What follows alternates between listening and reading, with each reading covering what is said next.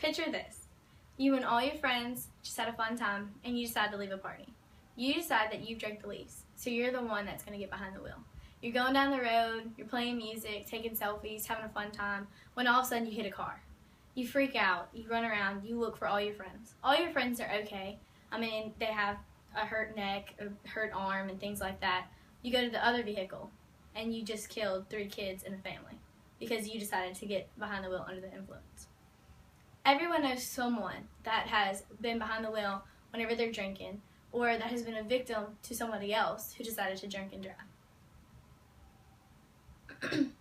The reason that you cannot drink and drive is because of the brain's reaction. Whenever you drink, it slows down your brain's reaction to become aware of your surroundings. So when you're behind the wheel, it's hard for you to stay between the lines and drive right and become aware of emergency situations. Every day, almost 30 people die from an accident dealing with drinking and driving. That is an estimated 32% of fatal car crashes due to that decision. In 2012, 10,322 people died from drinking and driving.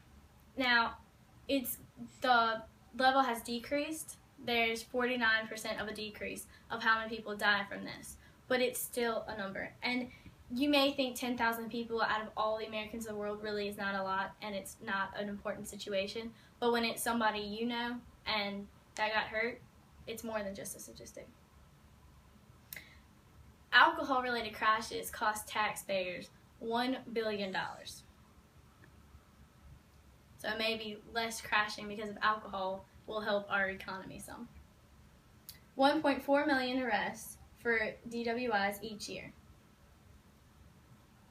Okay, the tolerances and how they affect your mind. A 0.2 tolerance affects your mind because you have a little bit of a lack of a judgment, you feel more of a relaxation, but the more you relax behind the wheel, the less you're aware of your surroundings. A 0.5 BAC is whenever you really don't have judgment and your muscle reaction starts to lessen and you don't become aware of emergency situations and you do not need to be behind a wheel and your visual starts lacking. A 0.8, your muscle usage becomes poor and it doesn't react fast enough. Your eyes are very dilated, your visual aid is terrible. You should not be behind a wheel whenever you're at a 0.8. I have a video I would like to share with y'all. You can crowd around and watch it with me if you want to.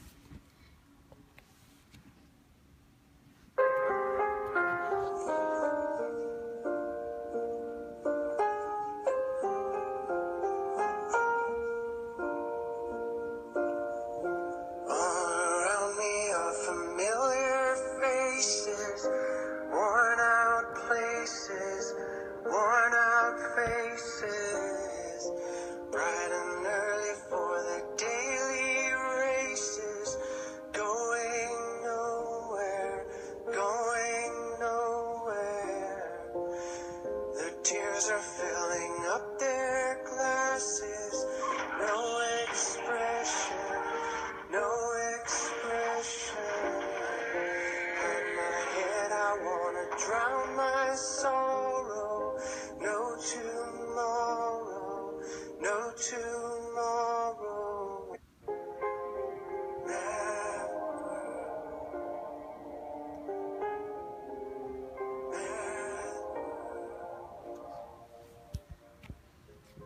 Now, when that man left his house that morning, he did not decide that he was going to kill a little boy playing outside with his soccer.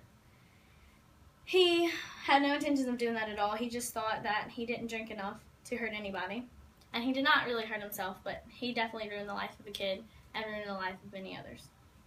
Solutions to this problem is, for one, taking away the license of somebody that decides to drive under the influence.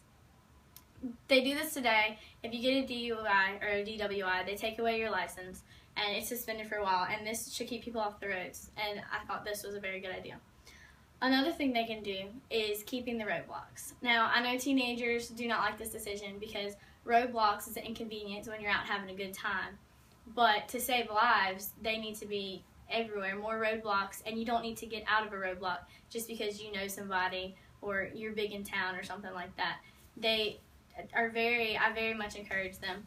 and they should really check your car and make sure nobody's been drinking. And if you are, they need to call your parents and give the driver a ticket, maybe take away their license, because if you really enforce this, then less people will decide to get on the road after drinking. There's also breathalyzers that could be installed in cars. And the thing with this is you blow on the breathalyzer, and if you're over 21, you can blow a 0.8 and still be able to drive. And if you're under 21, there's a zero tolerance. And to start your car, you have to blow into it, and it only reads your breath. And they really do have these, I'm not making this up. And it only reads your breath. And if by 2016 they decided that every car has to have one to start, that would completely end the problem of having drinking and driving accidents. Teenagers and adults may think that they're grown and they don't need to abide by the law, and they might think that you're okay to drive home, but whenever it happens to you and you kill somebody's life, you take their life away, or you get hurt or permanently paralyzed, then the decision might be too late to change your mind.